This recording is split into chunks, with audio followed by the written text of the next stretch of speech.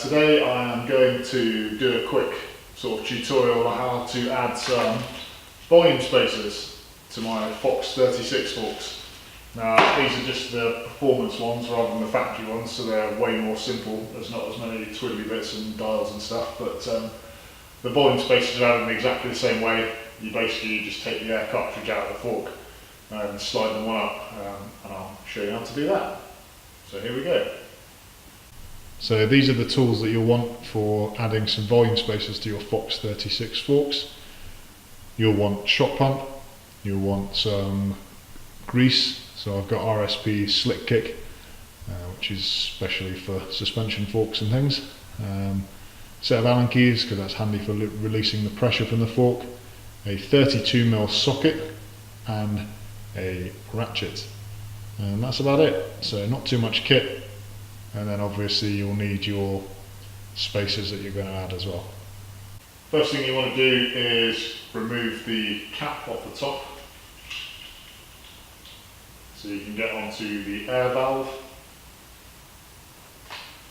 And then if you can't remember your what PSI you've got in there, then if you add your shock pump on there, you can double check that before you let the air out. But as I'm adding the spacers, I probably want to play around with my pressures again in there and set it all up again, because it will behave differently now I'm putting those in.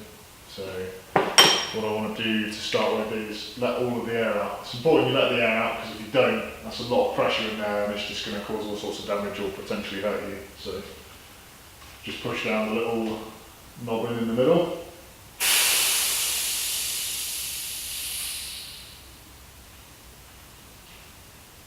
There we go, that is all the air out of the fork. Then we've got our ratchet with our 32mm socket on it. Then this bit's a bit fiddly, but make sure you sit it on there nicely. And make sure you've got your socket set the correct way. Once you're on there, make sure you've got your fork nice and sturdy. Little pull, and it loosens off relatively easily.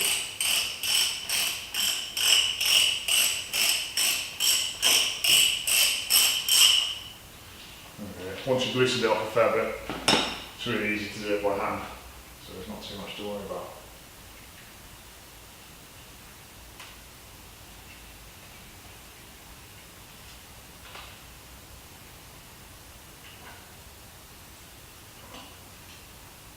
There we go.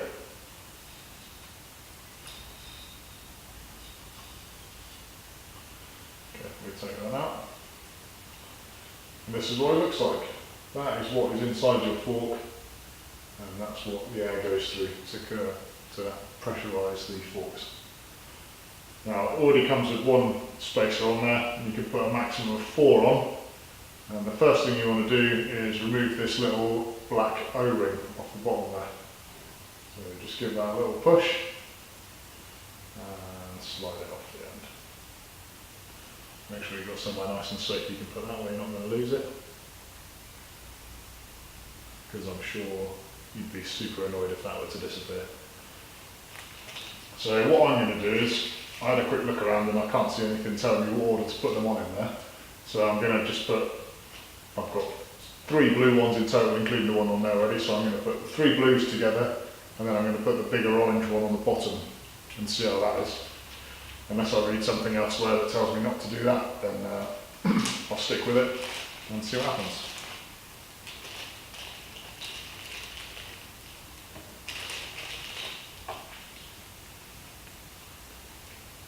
Okay, so make sure they all go on the same way around. The Fox logo seems to be on the bottom on that one. So next one's on. Now they line up, there's a little groove here, a little bit cut out, and that's to go over the screw that goes through there. So we'll slide that over, line that nicely. So that's one on.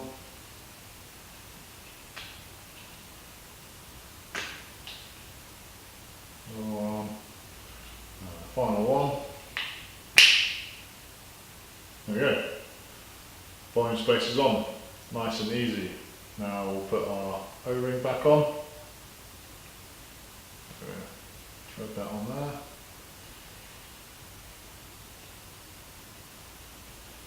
Bit fiddly now because there's not much space with all the volume spaces on there. And there we go, that's sorted. Now what we're going to do is just add a bit of grease to this, and I'm going to use the RSP Slick Kick.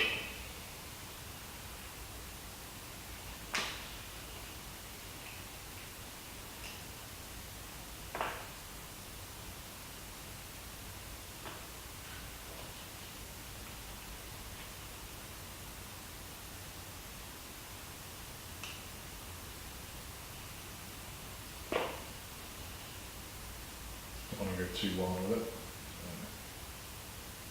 Just put a little bit on here.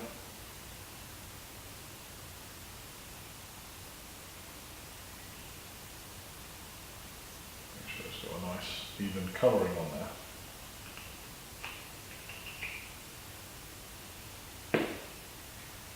Okay, then we'll put it back together.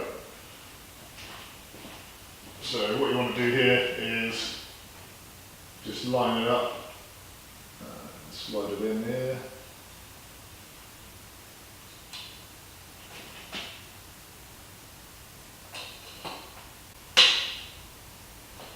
Once you've got it located, then all you're going to do is twist this back on by hand, as tight as you can, which is pretty much sort of all the way back up there really. Not quite far anyway. Ratchet and socket, change it to tighten.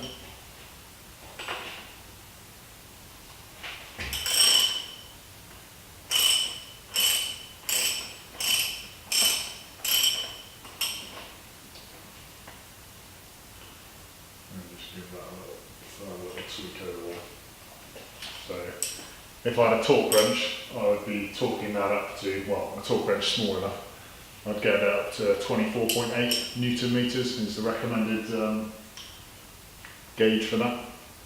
But because I don't have a torque wrench of the right size, I'm just going to give it a little tweak, just make sure it's fairly firm, but not over tighten it. I'm not really stressing myself trying to do that.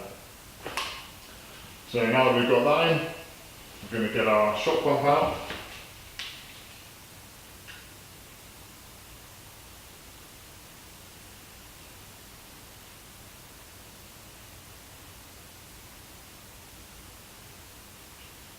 Make sure that's on.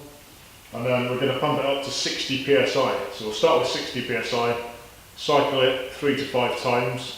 And then we can add any extra air that we need to after having a little play around and find out what pressure you want to run now that you've got the volume spaces in there. See how it reacts, how different it arrives.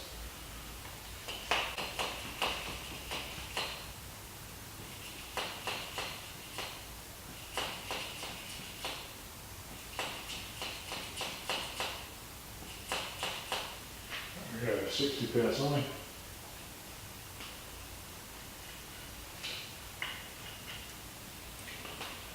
Turn that off, put the cap back on.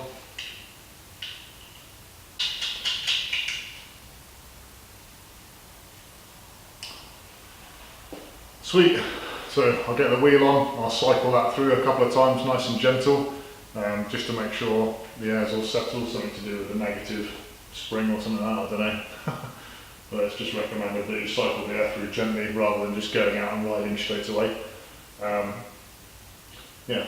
So I'll do that and then put it up to the pressure that I feel is right after riding around a little bit. So I hope you found that helpful, and if any of you ever need to change your volume space on a Fox 36, now you know how to do it. So thanks very much for watching. Don't forget to like and subscribe, that would be really awesome, and we'll see you again.